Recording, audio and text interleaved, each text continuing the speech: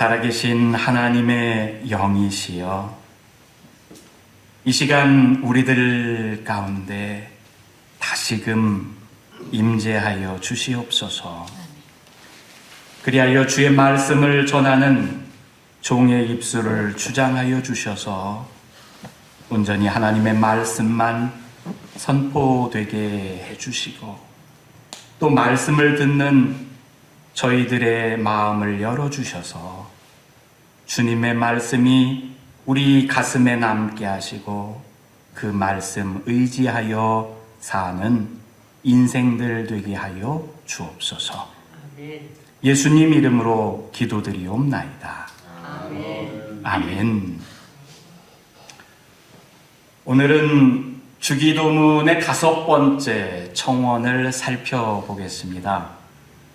우리가 우리에게 죄 지은 자를 사하여 준 것 같이 우리 죄를 사하여 주시옵고, 하나님께 사죄를 구하는 기도지요.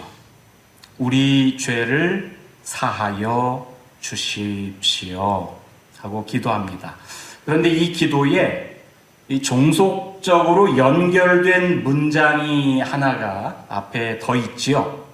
그래서 우리가 우리에게 죄 지은 자를 사하여 준 것 같이, 이게 마치 조건절처럼 이렇게 종속되어 있는 또 다른 문장이 있습니다. 우리가 우리에게 죄 지은 자를 용서해 주는 것과 우리 죄를 용서받는 것을 연결해서 주님께서 기도를 가르쳐 주고 계십니다. 여러분, 성경을 보면 모든 사람이 다 죄인이라고 말합니다. 이 대표적인 구절이 로마서 3장에 있는 구절이지요. 유대인이나 헬라인이나 다 죄 아래 있다고 우리가 이미 선언하였느니라. 기록된 바 의인은 없나니 하나도 없으며 깨닫는 자도 없고 하나님을 찾는 자도 없고 다 치우쳐 함께 무익하게 되고 선을 행하는 자는 없나니 하나도 없도다. 그러면서 모든 사람이 죄를 범하였음에 하나님의 영광에 이르지 못하더니, 이렇게 말합니다. 물론 사도 바울이 2000년 전에 로마에 사는 성도들에게 보낸 서신이기에 이 직접적인 수신자, 이것을 읽어가는 사람, 그 중에는 로마 교회 성도들의 유대인도 있고 헬라인도 있고 그러겠죠. 그래 자기들이 다 죄 아래 있다 이렇게 읽어가겠지만, 이 성경을 읽는 2차적인 수신자라고도 할 수 있겠죠. 우리도 이 성경을 읽으니까 그 말씀을 읽는 우리도 여전히 죄인으로 불리는 모든 사람들 가운데 들어가 있다고 말할 거예요. 여러분, 저와 여러분들, 우리가 예수를 그리스도라고 고백하고 있는 성도라면 모두가 다 하나님, 내가 죄인입니다, 그렇게 고백하면서 삽니다. 정말 그렇습니까? 여러분 삶 속에서 정말 우리가 내가 죄인입니다, 그렇게 생각하며 사십니까? 물론 여러분, 우리가 교회에 와서 기도할 때는 우리가 죄인이라고 고백합니다. 그죠? 그런데 집에서도 그리 고백합니까? 여러분 일터에서도, 여러분 일상의 삶 속에서도 여러분이 죄인이라고 이렇게 생각하십니까? 우리는 죄라는 말이나 죄인이라는 말을 너무 많이 사용하면서 이게 그냥 종교적인 관용어구가 돼버린 것 같은 느낌이 들지 않습니까? 또 죄라는 말, 죄인이라는 말이 얼마나 추상적으로 우리가 이해할 때가 많습니까? 왜냐하면 내가 지금 구속된 것도 아니고 내가 무슨 법정에서 벌금을 내라고 판결을 받은 것도 아니기에 이 죄의 대가라고 할 수 있는 그에 상응하는 처벌을 지금 받고 있지 않기 때문에 또 다른 사람으로부터 손가락질을 받고 정죄당하고 있는 것도 아니기 때문에 죄라는 말을 말하고 죄인이라는 말을 말하면서도 나와는 상관없는 것처럼 여기지 않습니까? 심지어는 우리가 사도 바울의 고백처럼 죄인 중에 내가 괴수요, 그런 말을 빌려와서 사용하면서조차도 부끄러움이나 죄의식을 느끼면서 그 말을 쓰지는 않는다고요. 내가 죄인 중에 괴수야, 그렇게 말하는 게 어떤 때는 여러분 그 신앙생활 하면서 수사적인 표현으로 그 말을 쓰지, 정말 여러분들이 내가 죄인 중에 괴수야 그렇게 생각합니까? 괴수가 뭐예요? 수괴죠, 수괴. 요즘 수괴라는 말이 많이 나오던데, 여러분 그 범죄 집단의 우두머리, 내가 모든 죄인들 가운데 우두머리요. 여러분 그렇게 사도 바울이 고백했던 것처럼 여러분들도 그렇게 고백은 하지만 정말 그렇게 생각하냐? 그렇게 생각하지 않는 경우가 더 많지요. 사실 우리만이 아니라 유대인들도 그랬습니다. 죄를 추상적인 개념으로만 이해합니다. 죄를 추상적인 개념으로. 그러니까 그 심각성을 놓치면서 살아요. 그러다가 죄가 추상적인 것이 아니라 내 삶에 직접 맞닿아 있구나 라는 표현을 배우기 시작한 때가 있어요. 바벨론 유수를 겪으면서 여러분 바벨론으로 포로로 끌려간 유대인들이 이제 포로로 끌려가서 그곳에서는 히브리어를 말하지 못하고, 일본에 징용 끌려간 사람들은 일본 사람들하고 같이 있으면 일본 말을 했겠잖아요. 이 유대인들도 바벨론으로 끌려간 뒤로부터는 그곳에서 아람어를 배웁니다. 아람어를. 그 아람어를 쓰고 배우고 그러다가 이제 다시 유대 땅으로 돌아와요. 돌아온 그 사람들은, 그리고 그 후손들은 히브리어를 몰라요. 히브리어를 쓰지 않아. 아람어를 씁니다. 특별히 저 유대 땅에서 북쪽 지방에 있는 갈릴리 지역이라고, 우리 예수님 태어나고 활동하신, 그리고 여러분 예수님도 아람어를 쓰시면서 활동을 하셨죠. 근데 이 아람어에 있는 죄라고 하는 표현이 독특합니다. 죄가 빚하고 같은 말이에요. 아람어에서는 죄를 빚이라고 그래. 빚진 거. 그리고 빚을 표현할 때 죄라고 표현합니다. 여러분 우리가 그냥 죄야 이렇게 이야기하면은 그게 추상적인 거. 뭐가 죄지? 하나님을 거부하는 거, 말씀에 순종하지 않는 거, 그러면서 죄를 굉장히 추상적으로 간주를 하는데, 야, 네가 진 빚이 죄야. 그러면 여러분, 갚아야 될 빚이 나에게 있는데 이게 죄구나. 더 이상 추상적인 게 아니지요. 나에게 직접적으로 체감적으로 온몸의 피부로 와서 닿는 거예요. 여러분 이사야 선지자는 유대가 바벨론 유수를 겪을 때 그것을 너희들 죄 때문이야 이렇게 지적을 합니다. 이사야서 50장 1절에 보면 보라 너희는 너희의 죄악으로 말미암아 팔렸고, 어디로 팔려갔다는 거예요? 바벨론으로 팔려갔다는 거예요. 바벨론으로 팔려간 이유를 뭐라고 그래요? 너희의 죄악으로 말미암아 바벨론으로 팔려간 거야. 너희의 어미는 너희의 배역함으로 말미암아 내보냄을 받았어. 하나님께서 유대 땅에 살던 너희들이 하나님의 백성답게 살지 못하고 하나님을 배역했어, 반역했어. 하나님을 등 돌리고서 삶을 살아서 내가 이 유대 땅에서 너희들을 내보냈어. 너희 어미들이 그래서 내보냄 받아서 저 바벨론으로 팔려간 거야. 이게 여러분 우리 이 성경에 기록되어 있는 거죠.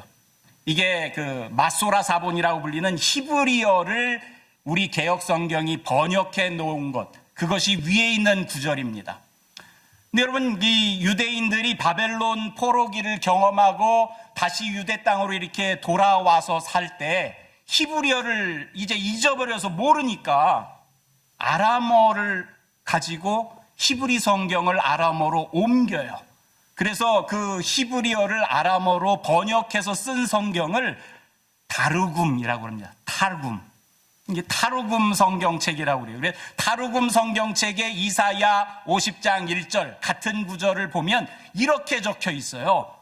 보라, 내가 네 빚 때문에 팔려갔어.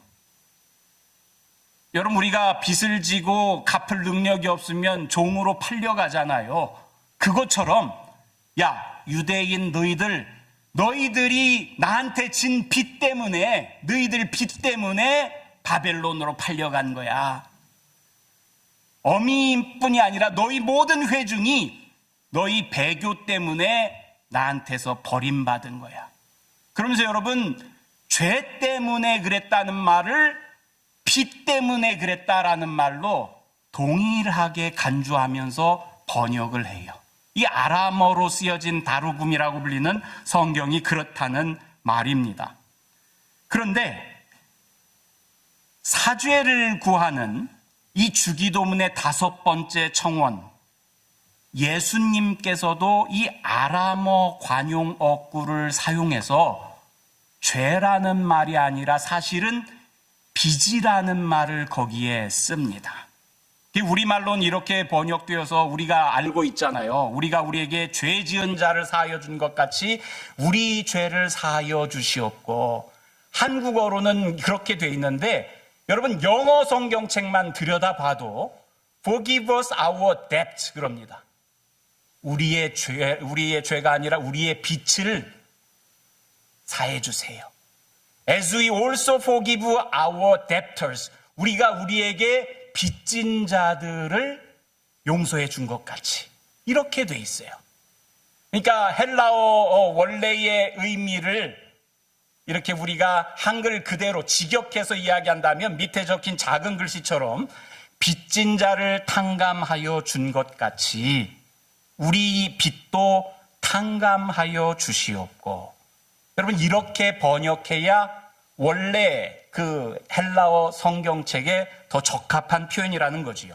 우리 죄를 사하여 주시옵고 라고 하면 이게 추상적인 표현으로 심각하게 다가오지 않을 수도 있지만, 만일 여러분들이 읽을 때 우리 빚을 탕감해 주세요. 내가 지금 빚지고 있어.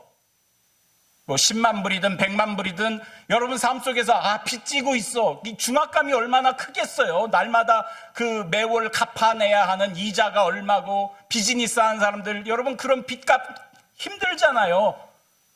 체감이 훨씬 더 되지요. 내 삶 속에서 하나님 내 빚을 탕감해 주세요. 그렇게 표현되어 있다는 말이지요. 피부에 다가오는 말로, 추상적인 말이 아닙니다. 그렇게 성경이 기록되어 있어요. 본래는 빚입니다. 빚. 근데 이 빚이 그냥 빚이 아니라 죄하고 같은 표현이라는 거지요. 역사를 돌이켜보니까 아람어에서 그렇게 표현하고 있어. 그 예수님께서 말씀하시고자 하는 바를 보면 우리는 다 채무자라는 거예요. 너희들이 다 빚진 사람들이야. 첫 번째, 죄에 대해서 빚진 자야. 죄가 곧 빚이니까 우리가 빚을 지고 있다 그러면 너희가 죄를 지어서 죄인이야, 이런 표현하고 같은 거지요. 여러분, 사실 예수님께서는 죄의 용서 이런 표현을 이 빚진 자의 빚을 탕감해 주는 그런 비유의 이야기로 말씀하신 적이 있어요. 그죠? 여러분, 그 마태복음 18장에 가면 이 임금이 10,000달란트 빚진 자를 탕감해 주는 이야기가 나옵니다. 그 기록이 이렇게 되어 있어요. 천국은 그 종들과 결산하려 하던 어떤 임금과 같으니 결산할 때 10,000달란트 빚진 자 하나를 데려오매 갚을 것이 없는지라. 여러분, 어떤 종이 임금에게 10,000달란트 빚이 있대요. 10,000달란트의 채무가 있는데 이게 얼마냐? 어느 정도가 되냐? 여러분 그 아래 보면 100데나리온 또 빚진 사람이 나오잖아요. 이 화폐 단위가 데나리온이 있고 달란트가 있어요. 근데 우리가 알다시피 한 데나리온 그러면은 하루치 품삯 그렇게 생각을 합니다. 어떤 사람이 나가서 하루에 100불을 벌든 200불을 벌든 그러면 그만큼이 한 데나리온이라는 거예요. 하루치 품삯. 근데 한 달란트는 6,000데나리온입니다. 6,000일 나가서 일한 품삯이라는 거죠. 여러분 우리가 1년에 365일이면 300일 일한다고 가정해서 그러면은 20년 동안 일해서 하나도 안 쓰고 모아두면 그게 한 달란트가 되는 거예요. 20년 동안 여러분들이 먹지도 않고 20년 동안 모으면 한 달란트요. 근데 이 사람이 얼마를 빚졌어요? 한 달란트가 아니라 10,000달란트를 빚졌어요. 그러면은 몇 년치 품삯이요? 20만 년. 여러분 20만 년의 빚을 지금 종이 임금한테 지고 있다는 거예요. 그걸 어떻게 갚아요? 갚을 도리가 없는 액수지요. 예수님이 20만 년치 품삯 10,000달란트 이야기를 하시는 의도가 그건 사람이 갚을 수 있는 금액이 아니야. 그걸 알려주는 거죠. 갚을 수 있는 게 아니에요. 여러분 예수님 당시에 이 갈릴리아와 그 베레아 지방 이 북쪽에 있는 전 지역이 거둬들이는 세금, 국고로 거둬들인 그 세금이 200달란트요. 예수님 시대에 그 나라가 걷는 세금이 200달란트인데 10,000달란트의 빚이 있다니 이 정도 빚을 사실은 질 수도 없고 갚을 수도 없죠. 그러니까 도저히 개인이 갚을 수 있는 빚의 범주를 넘어섭니다. 이 말이 뭐예요? 우리가 진 빚은 갚을 수 없는 빚이야. 우리가 지은 죄는 내 힘으로는 극복할 수 없는 죄야. 너희가 선을 행해서 너희가 너희의 삶을 개선해서 착한 일을 해서 너희의 죄를 도말한다고 어린 반푼어치도 없어. 여러분 이 이야기를 예수님께서 하고 계신 거예요. 여러분 우리가 낙바부천 이런 말을 합니다. 여러분 낙바부천이 무슨 뜻이에요? 무슨 고사성어가 아니라 낙타가 바늘길을 통과하는 게 부자가 천국에 가는 것보다 쉽다. 이게 낙바부천이에요. 근데 여러분 이 낙타 이야기를 하면서 부자가 천국에 갈 수 없다. 이 이야기를 예수님께서 하시는데 배경이 되는 이야기가 있어요. 배경이. 어떤 사람이 예수님을 찾아옵니다. 그래서 이 사람이 이런 얘기를 해요. 선생님, 내가 무슨 선한 일을 해야 영생하겠습니까? 그러니까 예수님께서 뭐라고 그래요? 야, 네가 생명에 들어가려면 계명을 지켜.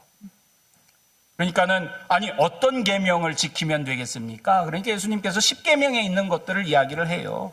살인하지 말고, 간음하지 말고, 도둑질하지 말고, 거짓 증언하지 말고, 부모를 공경하고 내 이웃을 내 자신과 같이 사랑하라 한 그런 것들 지켜.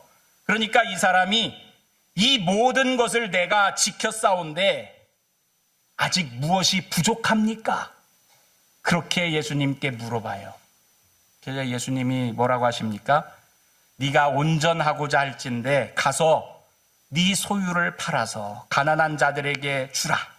그러면 하늘에서 보화가 네게 있으리라. 그리고 나서 와서 나를 따르라. 이렇게 이야기를 해요. 그러자 그 사람이 어떻게 했다고 그랬어요? 재물이 많아서 이 말씀을 듣고 그 청년이 근심하면서 가더라. 여러분 그렇게 성경에서 이야기하잖아요. 제자들이 여러분 그 광경을 봅니다. 그리고선 예수님께서 야, 부자가 천국 가는 게 얼마나 어려운지 알아? 차라리 낙타가 바늘구멍 통과하는 게 더 쉬워. 이런 말씀을 예수님께서 하신다고요. 그러자 제자들이 주님한테 뭐라고 그럽니까? 아니 그러면은 그렇게 천국 가기가 어려운데 누가 구원받을 수 있습니까? 예수님이 뭐라고 그랬게요? 사람으로는 할 수 없으나 하나님으로서는 다 하실 수 있느니라. 여러분, 10,000달란트를 어떻게 갚아요? 20만 년 일하는, 여러분 20만 년 살아요. 여러분 얼마나 삽니까? 여러분 제가 미국에 처음 왔을 때 이 아이가 2살 반 됐어요. 제 아들이 3살쯤 됐을 때 한 반년 지나고 3살짜리를 데리고 시카고 대학에 있는 그 오리엔탈 인스티튜트라고 불리는 그 고대근동 박물관이 있어요. 거기에 갔어. 그랬더니 미라가 있는 거야, 미라가. 근데 이제 조그마한 어린 소녀의 미라가 있는데 머리카락 하나하나가 그대로 있어요. 5만 년 전 미라래. 그렇게 써 있어. 걔 그것을 3살짜리 아이에게 보여주면서 야, 이게 5만 년 전 사람이래. 걔가 뭐 숫자를 5만 년이든 뭐 5천 년이든 알겠어요. 5만 년이 5천 년이든지 잘 모르고 5천 년이겠지. 5만 년이 아니라 이게 5천 년 전 사람이래. 그랬더니 아이가 갑자기 막 우는 거예요. 왜 우는지 아세요?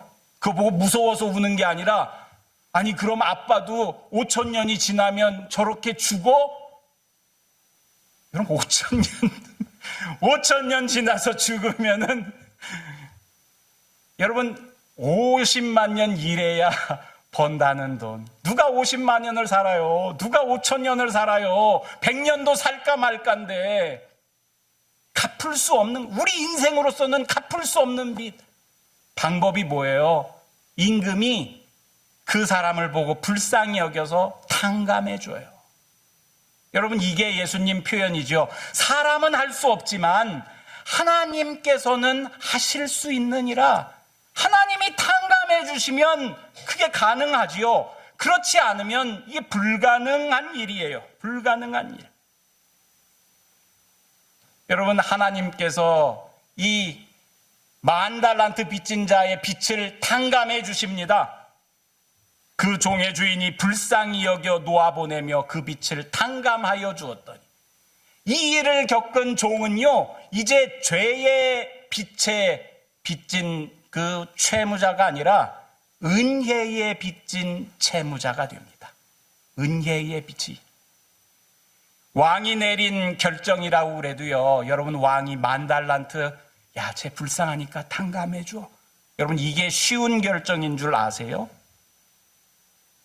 그냥 없던 걸로 해. 그게 없어지는 게 아니에요. 여러분 저는 예전에 친구가 누구 또 이제 교인이 지인이 일하는 어디 식당이나 이렇게 카페에 가면 가서 이렇게 제가 음식을 먹고 돈을 내려고 해도 그분이 이렇게 아이 됐습니다. 목사님 이렇게 제가 대접한 걸로 할게요. 그래서 그냥 그분이 이렇게 거기서 일하고 사장이니까 그냥 안 받으면 그만인 줄 알았어. 고맙죠. 인사도 하고. 근데 제 아내가 한동안 제너럴 매니저로 카페에서도 일하고 식당에서도 일을 하는데 보니까 지인들이 오잖아요. 그러면은 지인들에게 뭐 이렇게 대접을 해. 케이크를 내놓기도 하고 티를 주기도 하고 뭐 밥을 사기도 하고 이렇게 줘.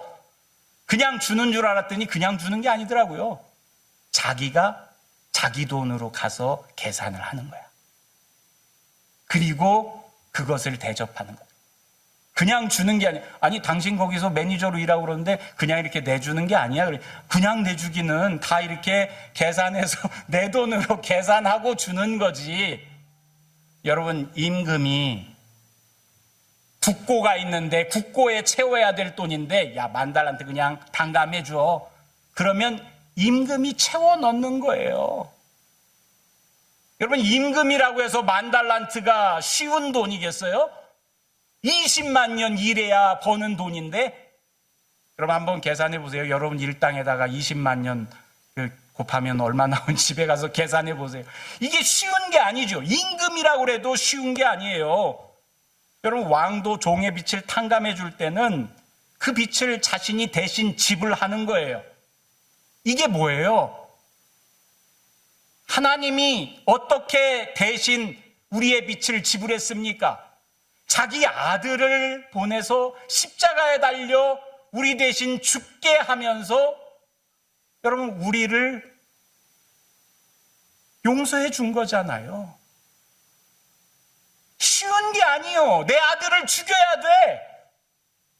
여러분, 공짜가 아니에요. 우리가 얻은 은혜, 여러분, 이게 우리가 얻은 은혜 선물이요, 공짜요, 싸구려가 아니에요. 하나님 아들 목숨값으로 저와 여러분들에게 주신 은혜요. 여러분, 우리의 빚을 하나님이 탕감해 줬어. 우리의 죄를 하나님께서 용서해 주셨어. 그냥 아니요.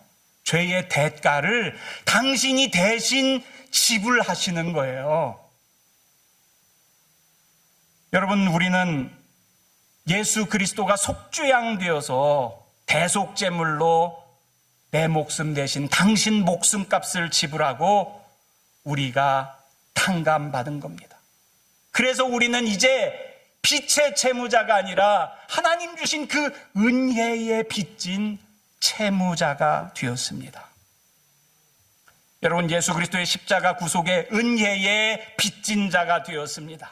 사도 바울이 그 표현을 하지요.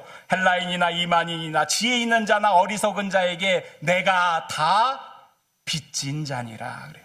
내가 빚진 자야. 사도 바울이 자기가 복음으로 말미암아 구원받은 그 은혜의 빚진 자, 나는 이런 은혜를 받았어. 아직 그것을 알지 못하는 헬라인들, 아직 그것을 알지 못하는 유대인들에게 나는 이 복음의 은혜를 알려줄 빚을 지고 있는 사람이야. 그 사람들에게, 세상 모든 사람에게 앞서 구원받은 자로 나는 빚진 자입니다. 사도 바울이 그렇게 고백을 합니다. 여러분, 그런데 예수님의 비유의 이야기에서는 이 10,000달란트 빚을 탕감받은 사람이 그 은혜를 안고 나가다가 자기한테 100데나리온 빚진 동료를 만납니다. 그죠? 근데 어떻게 했어요? 그 동료가 이 목을 잡고서는 빚 갚아! 그러니까 그 동료가 엎드려 간구하며 이르되 나에게 참아주세요. 내가 갚을게요. 그렇게 말했어도 허락하지 아니하고 이에 가서 그가 빚을 갚도록 감옥에 가두더라. 그랬어요. 여러분, 이것을 보고 임금이 그 빚을 탕감해 주었음에도 불구하고 그 사람을 다시 불러와서 이렇게 말합니다. 악한 종아, 네가 빌기에 내가 네 빚을 전부 탕감하여 주었거늘 내가 너를 불쌍히 여김과 같이 너도 내 동료를 불쌍히 여김이 마땅하지 아니하냐? 그리고서는 주인이 노해서 그 빚을 다 갚도록, 이 만불 탕감해 준 것을 다 갚도록 옥졸들에게 이렇게 넘겨줬대요. 여러분, 주기도문으로 돌아가 봅시다. 주기도문에 여러분 조건으로 붙어 있는 이 종속되어 있는 하나의 문장이 앞에 보여요. 우리는 그냥 하나님께 하나님 아버지 우리 죄를 사하여 주시옵소서 이렇게만 기도하는 게 아니라 여러분 조건부로 붙어 있는 또 하나의 문장이 있어요. 우리가 우리에게 죄 지은 자를 사하여 준 것 같이. 여러분, 이 기도를 드리는 사람은 예수를 믿는 사람이죠. 구원의 은혜를 받은 사람이에요. 그 구원의 은혜를 알기에 자기가 하나님께 이렇게 하나님 나를 구원해 주세요 기도할 때마다 상기하는 거예요. 내가 구원받은 자처럼, 내가 사도 바울이 고백했던 빚진 자처럼 그럼 나는 내 삶 속에서 어떻게 살아야 하나? 하나님, 우리도 우리에게 죄 지은 자를 사하여 준 것 같이 나에게 빚진 자를 내가 용서하여 주는 것 같이 그것을 마치 조건처럼 이것을 해줘야 하나님이 이걸 해줍니다가 아니에요. 하나님께 이미 받은 은혜가 너무 커서 감격스러워서 내 고백 속에는 하나님, 내가 하나님께서 나를 구원해 주시기 전에 나도 다른 사람을 용서해 줄게 하고서는 앞에 마치 조건이 되는 것처럼 앞에 덧붙이고 있어요. 그런데 여러분, 한번 보세요. 두 문장이 똑같지 않아요. 하나님, 우리 죄를 사하여 주세요. 하나님은 우리 죄를 사해 줍니다. 그런데 우리는 우리에게 죄 지은 자를 사해 주죠. 그 죄 지은 자의 죄는 누가 사해 줘요? 하나님의 몫이요. 여러분, 죄를 용서해 주는 것은 오롯이 하나님의 몫입니다. 우리에게 죄 지은 자의 그 죄를 우리가 사해 주는 게 아니요. 그 사람이 죄인이든 아니든 너희가 그 사람을 용납해 주라는 말입니다. 가만히 보세요. 그러잖아요. 저 사람이 죄인이야. 그 사람이 죄를 내가 용서해 주는 게 아니라 그 사람을 내가 용납해 주는 겁니다. 이게 다르죠. 하나님은 죄 자체를 용서해 줄 권한이 있지만 우리한테는 그런 권한이 없어요. 우리는 그저 저 사람이 죄인일지라도 내가 받아주는 것. 왜? 나는 더 큰 죄를 용서받았으니까. 너 1만 달란트 돌아봐. 그거 아니에요. 여러분, 이웃들이 우리에게 잘못한 게 있어도 1만 달란트까지 잘못했어요. 기껏해야 100달란트지. 100달란트가 아니라 100데나리온이지. 여러분, 그 차이가 있지요. 그래서 주님께서 주기도문을 다 가르쳐 준 다음에 뒤이어서 우리에게 해주시는 말씀이 이렇습니다. 너희가 사람의 잘못을 용서하면 너희 하늘 아버지께서도 너희 잘못을 용서하시려니와 너희가 사람의 잘못을 용서하지 아니하면 너희 아버지께서도 너희 잘못을 용서하지 아니하시리라.